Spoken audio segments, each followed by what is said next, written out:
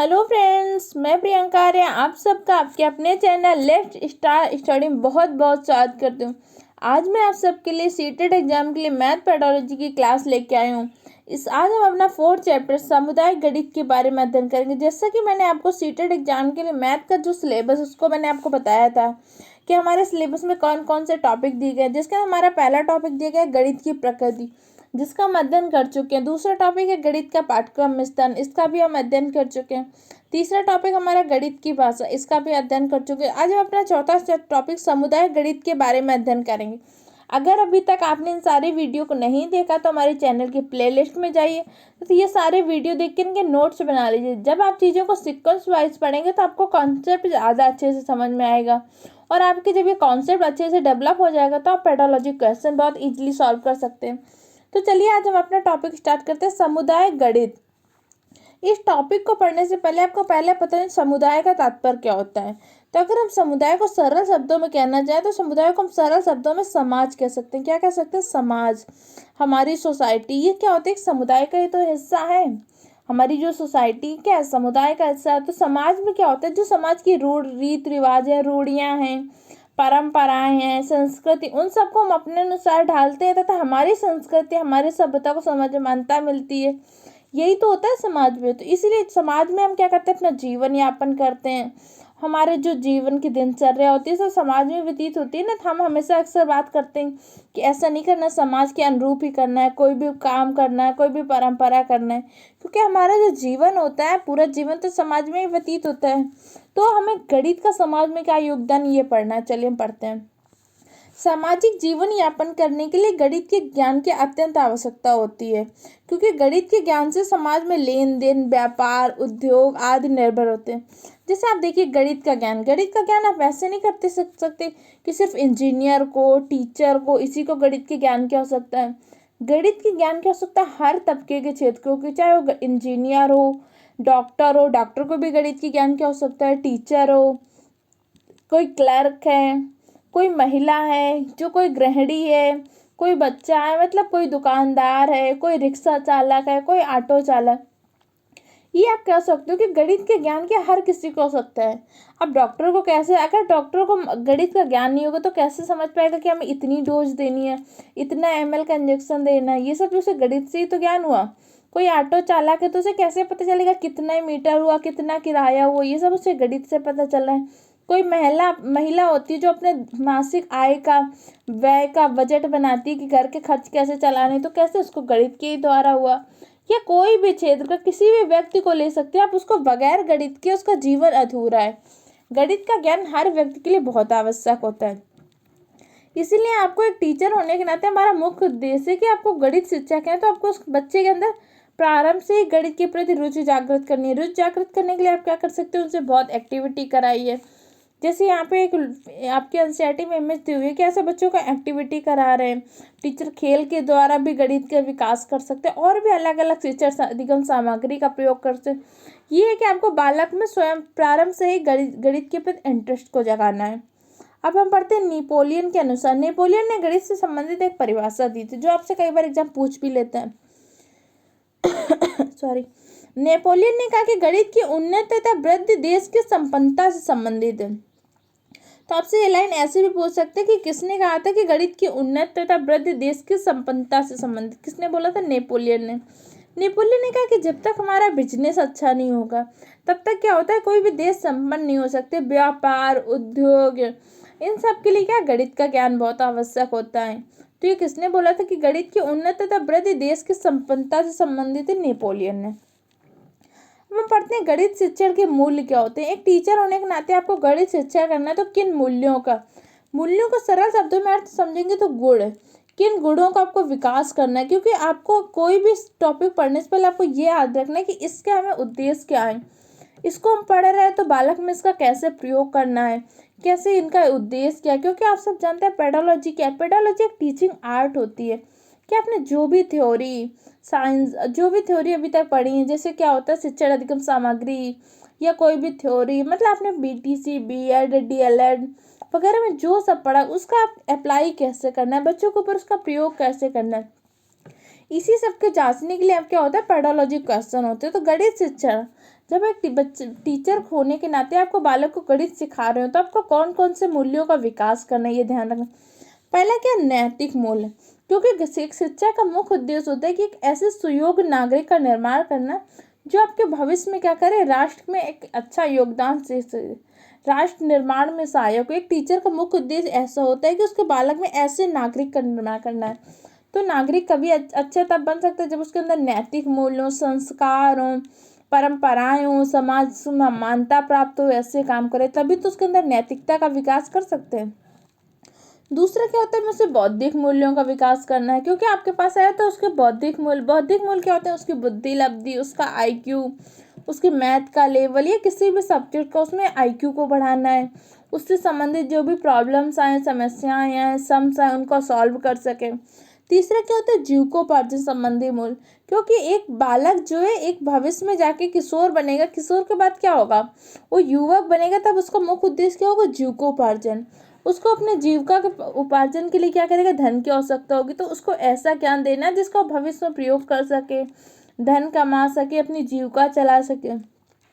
और चौथा क्या होता है, व्यवहारिक मूल्य। व्यवहारिक मूल्य क्या होता है कि गणित को ऐसे पढ़ाना है जिससे उसका व्यवहार के रूप में प्रयोग कर सके। जैसे एक दुकानदार होता है, गणित का क्या करता है, व्यवहारिक प्रयोग करता है। एक महिला कैसे जब अपने घर का आय बजट बनाती है तो गणित का कैसे प्रयोग करती है, व्यवहारिक प्रयोग करती है। डॉक्टर मरीज को अपने जब दवा का प्रिस्क्रिप्शन लिखता है उसमें कितने ml कितनी मात्रा लिखते हैं, तो कैसे, व्यवहारिक प्रयोग। आपको बालक को इस योग्य बनाना है कि गणित का व्यवहार में अपने प्रयोग कर सके दैनिक जीवन के। चलिए हम पढ़ते हैं गणित शिक्षण अधिगम सामग्री, क्योंकि किसी भी विषय वस्तु को रुचिपूर्ण प्रभावपूर्ण बनाने के लिए हमें क्या करना है, उसके शिक्षण अधिगम सामग्री का प्रयोग कर सकते हैं। तो आपसे पूछ सकते हैं शिक्षण अधिगम सामग्री क्या होती है। शिक्षण अधिगम सामग्री को हम सरल शब्दों में TLM भी पूछ लेते हैं, कई बार क्या होता है इसको शॉर्ट टर्म में पूछ लेते हैं, TLM, टीचिंग लर्निंग मटेरियल। तो आपसे फुल फॉर्म भी पूछ सकता है, टीचिंग लर्निंग मटेरियल।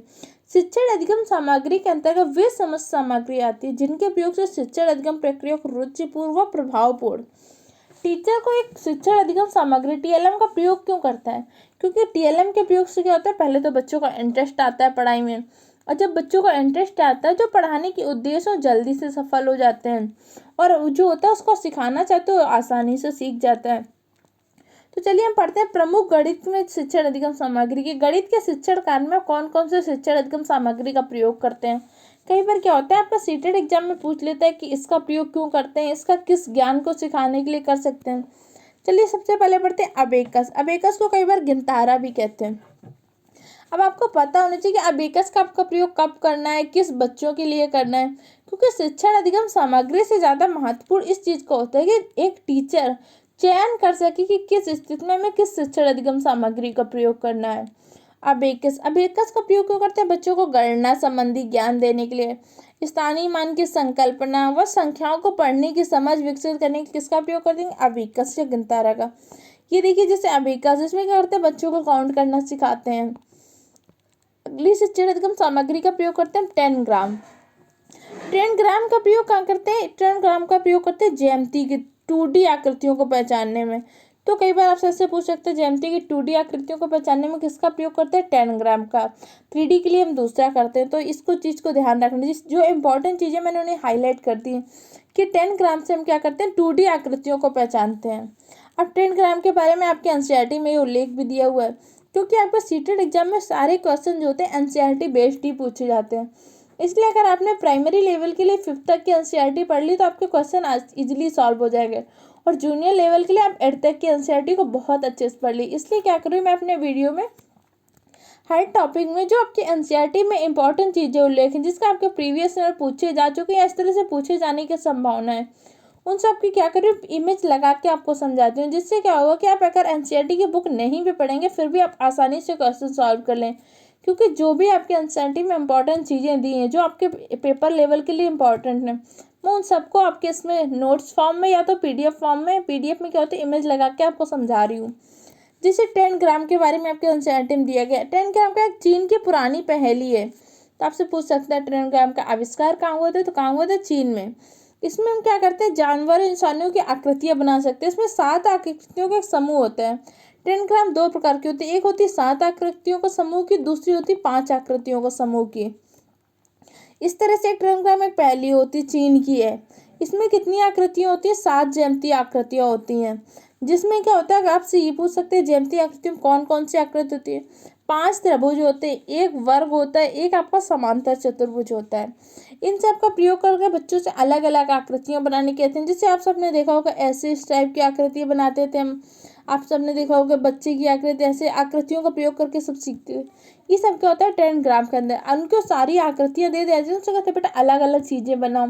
इससे उनके अंदर क्या कल्पनाशीलता, सृजनात्मकता का भी विकास होता है। अब हम पढ़ते हैं जियो बोर्ड के बारे में। जियो बोर्ड का प्रयोग क्यों करते हैं? इसका प्रयोग करते हैं 3D आकृतियों को पहचानने में। ये आप ध्यान रखना, जियो बोर्ड का क्या करते हैं 3D आकृतियों को, और 10 ग्राम का 2D आकृतियों को पहचानने में करते हैं।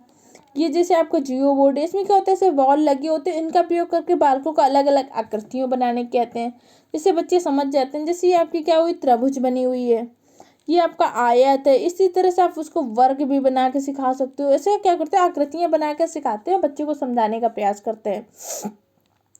चलिए आगे हम पढ़ते हैं जियो बॉक्स। जियो बॉक्स आप सबने देखा होगा कि बचपन में हमारे पास एक बॉक्स होता था, ज्योमेट्री बॉक्स जिसे हम लोग बोलते थे। उसमें क्या होता था, बहुत सारे ज्यामिति संबंधी उपकरण रखे रहते थे। इसका प्रयोग करके बालकों को ज्यामिति आकृतियों से परिचय कराते थे। जैसे हमारे पास एक होता था जिसे हम लोग चांदा बोलते थे, ऐसे होता था सेमी सर्कल फॉर्म में। स्केल होती थी, स्केल हमारी कैसी होती थी रेक्टेंगल फॉर्म में। सर्कल होता था, और भी बहुत सारी चीज़ें होती थी। ये क्या होते थे, इससे हम क्या करते थे ज्योमेट्रियों से परिचय होता था। ट्रायंगल होता था ट्रायंगल शेप में। इससे क्या होता था बच्चों को दिखा के उनसे आकृतियों को परिचय करा सकते हैं। और अच्छे से समझाने के लिए आप पास बच्चों को उनके रिलेटेड चीज़ें समझाइए। जैसे क्या होता है बच्चे उस टाइम में क्या होता है अमूर्त चिंतन की योग्यता नहीं होती, तो उन्हें वैसे दिखाना है। जैसे क्या आपको उसको सर्कल के बारे में दिखाना है। अब आपको अगर सर्कल के बारे में दिखाना है तो आप बच्चे से कह सकते हैं बेटा आपने बॉल देखी है, तो बताएंगे हाँ मैं बॉल देखी है। तो कैसी होती है, तो कहेंगे गोल होती है। तो आप कह सकते हो देखो बेटा आपकी बॉल ऐसी होती है, और ये सर्कल, सर्कल भी ऐसा होता है। तो मतलब सर्कल कैसा होता है, गोल होता है।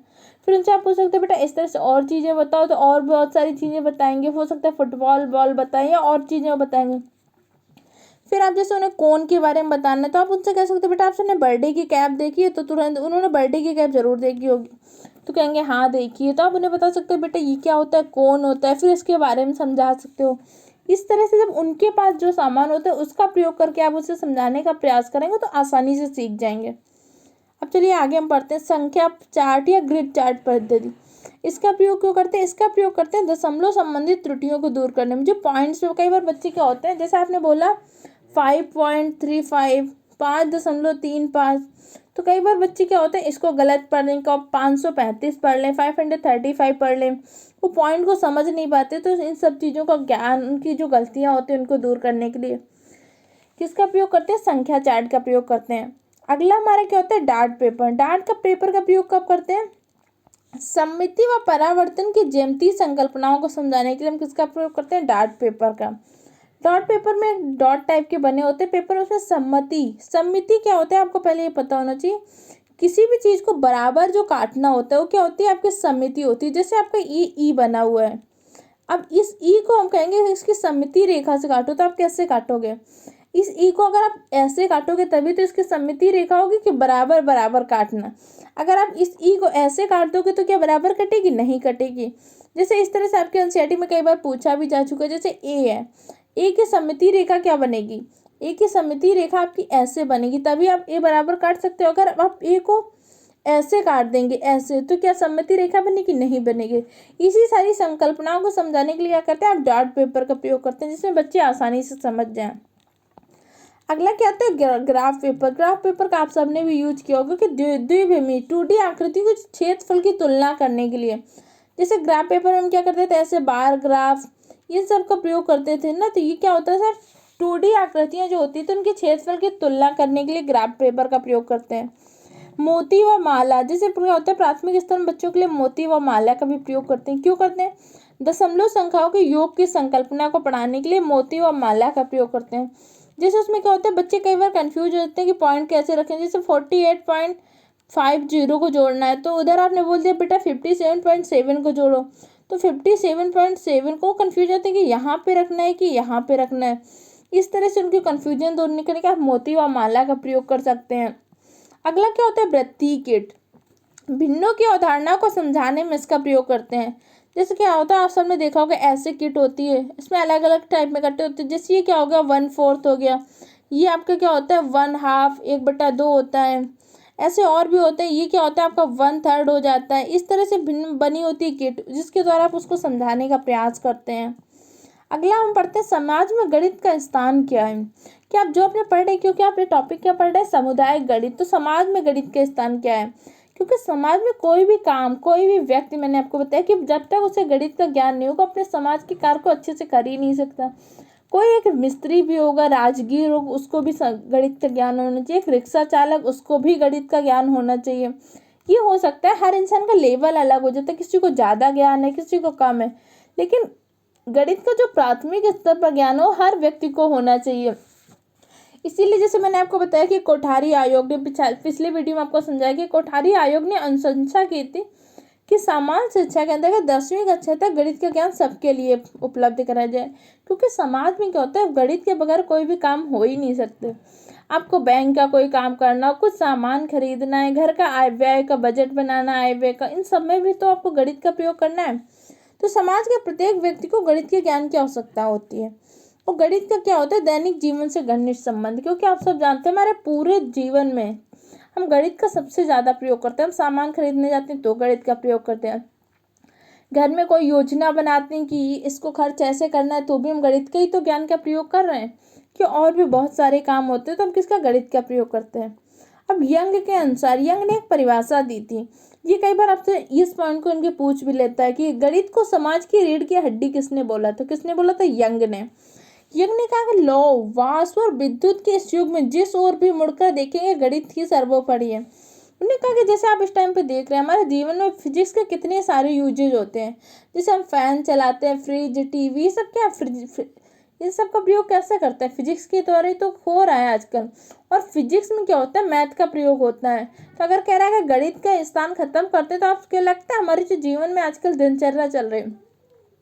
आप लाइट को भी देख लीजिए, लाइट कितने वोल्ट तक आनी, कितने वाट तक आनी, कितनी कम हो जाएगी, कितनी ज़्यादा, ये सब भी तो हमारे गणित का ही प्रयोग है। फ्रिज में कितनी गैस डालनी है और क्या होता है, ये सब गणित के प्रयोग से तो संभव हो जाता। इसीलिए यंग ने कहा था गणित हमारे समाज की रीढ़ की हड्डी है। तो आपसे कई बार पॉइंट पूछ लेता है कि आप किसने कहा था कि गणित समाज की रीढ़ की हड्डी, तो किसने बोला था गणित को समाज की रीढ़ की हड्डी, यंग ने बोला था। चलिए इस तरह से आज के हमने इस टॉपिक को कंप्लीट किया। समुदाय गणित से आपसे सिर्फ शिक्षण अधिगम सामग्री से ही क्वेश्चन पूछे जाते हैं, या तो एक ये कथन पूछ सकता है कि किसने कहा था गणित समाज की रीढ़ की हड्डी है, या नेपोलियन ने जो पढ़ाया था उससे पूछ सकता है। इस टॉपिक से ज़्यादा क्वेश्चन नहीं पूछे, लेकिन इसके शिक्षण अधिगम सामग्री से क्वेश्चन पूछे जाते हैं। इसलिए आप इन सबको नोट्स जरूर बना लीजिए। शिक्षण अधिगम सामग्री के तो नोट्स जरूर बना लीजिए, क्योंकि कई बार क्या होता है आपसे पूछ लेते हैं अबेकस का प्रयोग कब करेंगे, गिनतारा का प्रयोग कब करेंगे, वृत्तीय गिट का प्रयोग कब करेंगे, ग्राफ पेपर का कब प्रयोग करेंगे। या कई बार सीटेट एग्जाम में ऐसे दे देता है कि एक बच्चे को गणित में दशमलव संबंधी योग की संकल्पना में दिक्कत हो रही, तो आप एक टीचर होने के नाते शिक्षण अधिगम सामग्री के रूप में किसका प्रयोग करेंगे। इस तरह से आपसे पॉइंट पूछ लेता है। तो इन सबको आप एक बार नोट्स बना लीजिए, तो रेगुलरली रिवीजन करते रहिए। इसके अतिरिक्त हमारे चैनल में सीडीपी की भी क्लासें चल रही हैं, ईवीएस की भी क्लास चल रही हैं, तथा हिंदी पेडोलॉजी क्लासें आप सबने देखी होंगी, तो आपको पता होगा कि हिंदी पेडोलॉजी कंप्लीट हो चुकी है। और बहुत जल्द हमारे चैनल पे ईवीएस पेडोलॉजी की class, English pedology, Hindi grammar की भी क्लास स्टार्ट होने जा रही है, तथा जूनियर लेवल की साइंस की क्लास भी नेक्स्ट वीक से स्टार्ट होने जा रही है। तो इन सबको आप देख के नोट्स बनाते रहिए तथा रेगुलरली रिवीजन करते रहिए। और अगर ये वीडियो आपको हेल्पफुल लगी तो हमारे चैनल को सब्सक्राइब करें तथा वीडियो को लाइक करें और अपने दूसरे फ्रेंड के साथ भी शेयर करें। Okay friend, thank you for the watching the video.